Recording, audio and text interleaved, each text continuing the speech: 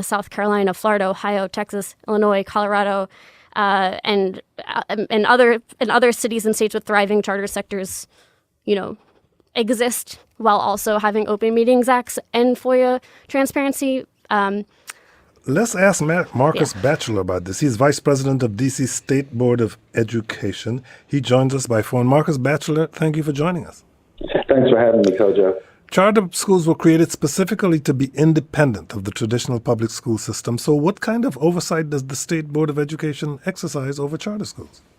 So generally, the state board's authority is very narrow, but all of the policies, the standards that we pass affect both sectors of the system, and our sister agency, the Office of the State Superintendent, is charged with holding both sectors accountable to the standards that the board approves. Do you think public charter schools should operate more like traditional public schools and make public information about things like salaries and budget?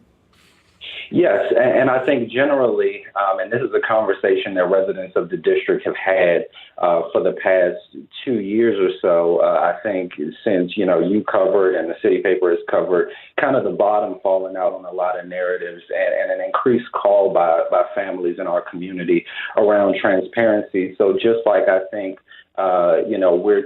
there's an active conversation with DCPS about more transparency around the spending of at-risk funding. There's an increased conversation with our charter partners about residents having the information about how they're spending public dollars, right?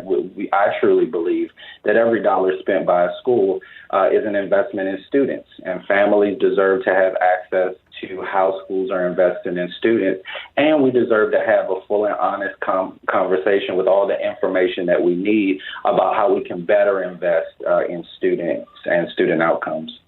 Markus Batchelor, thank you so much for joining us. Markus is vice president of D.C. State Board of Education. Markus Batchelor, thank you for joining us. Thanks, Kojo.